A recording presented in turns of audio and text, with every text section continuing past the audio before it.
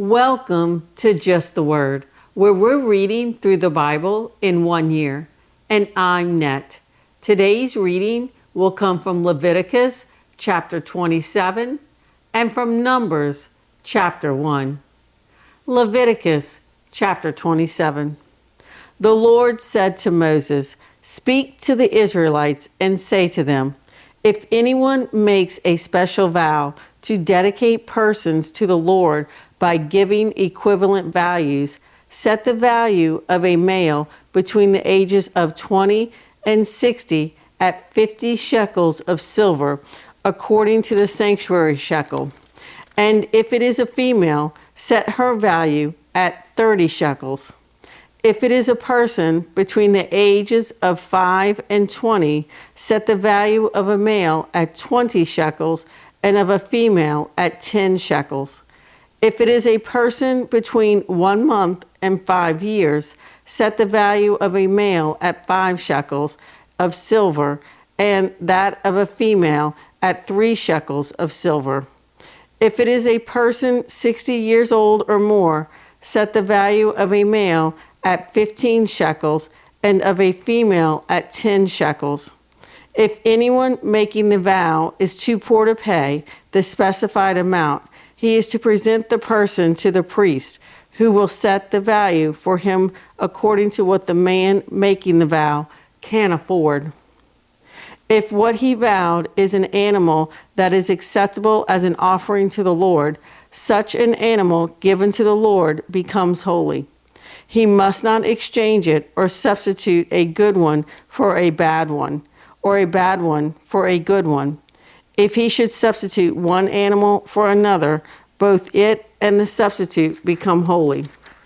If what he vowed is a ceremonially unclean animal, one that is not acceptable as an offering to the Lord, the animal must be presented to the priest, who will judge its quality as good or bad.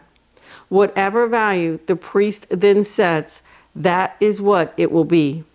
If the owner wishes to redeem the animal, he must add a fifth to its value. If a man dedicates his house as something holy to the Lord, the priest will judge its quality as good or bad. Whatever value the priest then sets, so it will remain. If the man who dedicates his house redeems it, he must add a fifth to its value, and the house will again become his. If a man dedicates to the Lord part of his family land, its value is to be set according to the amount of seed required for it. 50 shekels of silver to a homer of barley seed. If he dedicates his field during the year of Jubilee, the value that has been set remains. But if he dedicates his field after the Jubilee, the priest will determine the value according to the number of years that remain until the next year of Jubilee, and its set value will be reduced. If the man who dedicates the field wishes to redeem it, he must add a fifth to its value, and the field will again become his. If, however, he does not redeem the field, or if he has sold it to someone else, it can never be redeemed. When the field is released in the Jubilee, it will become holy, like a field devoted to the Lord. It will become the property of the priest.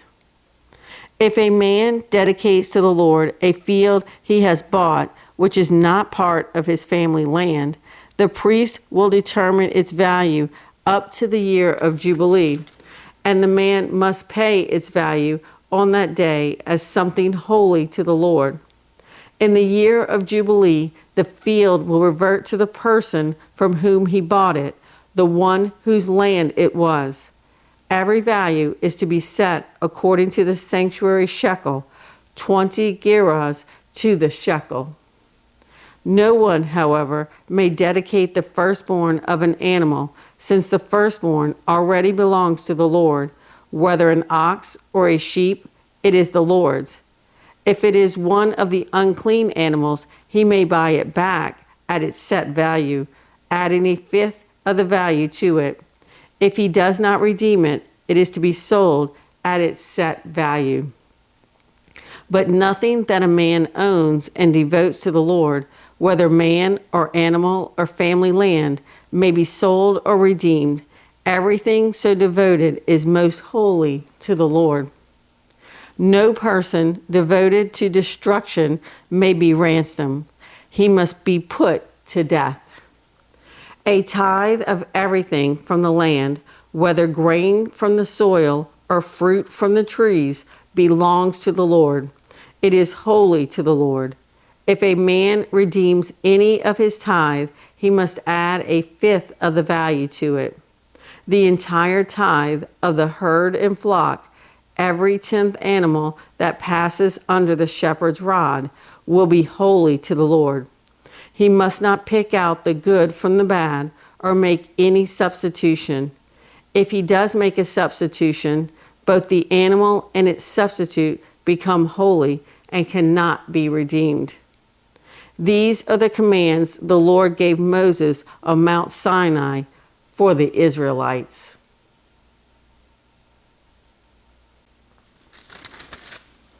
Numbers chapter 1. The Lord spoke to Moses in the tent of meeting in the desert of Sinai on the first day of the second month of the second year after the Israelites came out of Egypt. He said, "Take a census of the whole Israelite community by their clans and families, listing every man by name, one by one. You and Aaron are to number by their divisions all the men in Israel 20 years old or more who are able to serve in the army. One man from each tribe, each the head of his family, is to help you. These are the names of the men who are to assist you. From Reuben, Eliezer, son of Shedeur. From Simeon, Shelumiel, son of Zurishaddai. From Judah, Nahshon, son of Amminadab. From Issachar, Nathaniel, son of Zuar. From Zebulun, Eliab, son of Helon. From the sons of Joseph, from Ephraim, Elishama, son of Ammihud. From Manasseh, Gamaliel, son of Pedazar. From Benjamin, Abidan, son of Gideoni. From Dan, Ahiezer, son of Ammishaddai. From Asher, Pagiel, son of Ochran. From Gad, Elisaph, son of Deuel. From Naphtali, Ahiah, son of Enan. These were the men appointed from the community, the leaders of their ancestral tribes. They were the heads of the clans of Israel. Moses and Aaron took these men whose names had been given, and they called the whole community together on the first day of the second month. The people indicated their ancestry by their clans and families, and the men 20 years old or more were listed by name, one by one, as the Lord commanded Moses. And so he counted them in the desert of Sinai. From the descendants of Reuben, the firstborn son of Israel, all the men 20 years old or more who were able to serve in the army were listed by name, one by one, according to the records of their clans and families. The number from the tribe of Reuben was 46,500. From the descendants of Simeon, all the men 20 years old or more who were able to serve in the army were counted and listed by name, one by one, according to the records of their clans and families. The number from the tribe of Simeon was 59,300.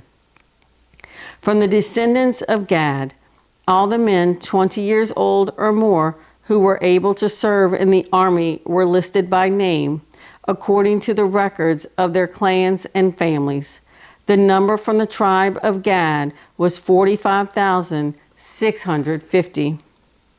From the descendants of Judah, all the men 20 years old or more who were able to serve in the army were listed by name, according to the records of their clans and families. The number from the tribe of Judah was 74,600. From the descendants of Issachar, all the men 20 years old or more who were able to serve in the army were listed by name, according to the records of their clans and families.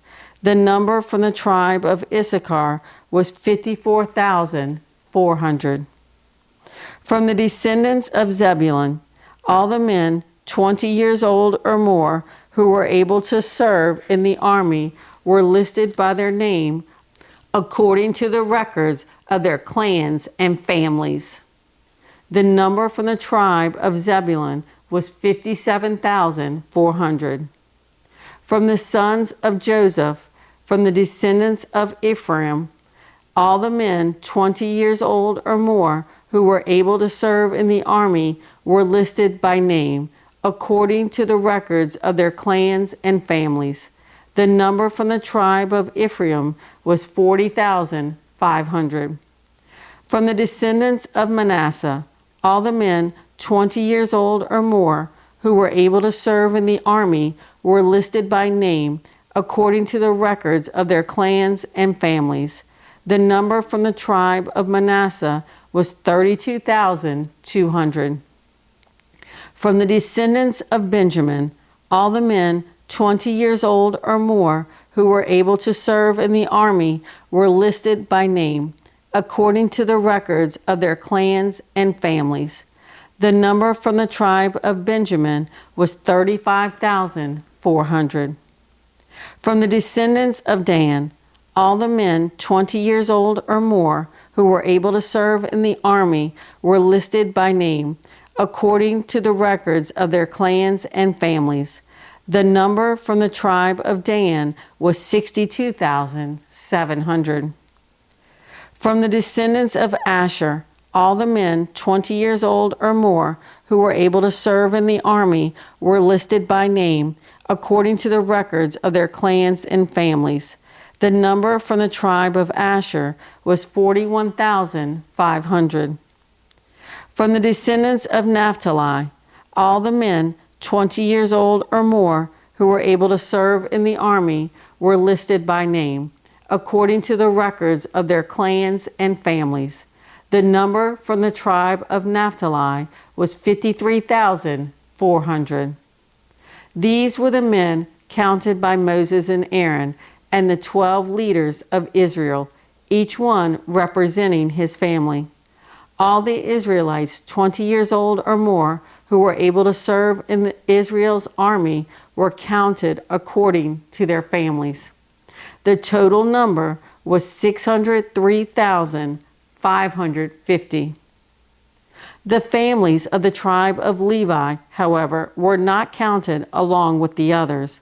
The Lord had said to Moses, "You must not count the tribe of Levi or include them in the census of the other Israelites.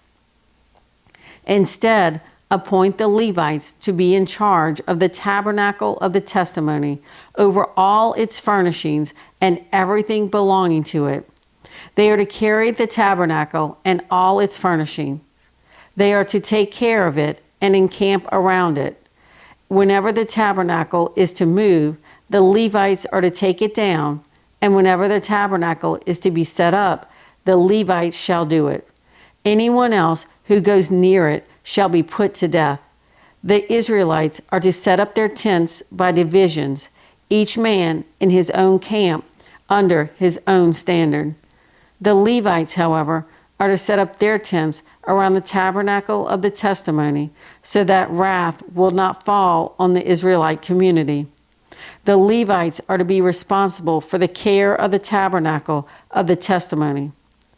The Israelites did all this just as the Lord commanded Moses. Thanks for joining Just the Word. See you tomorrow.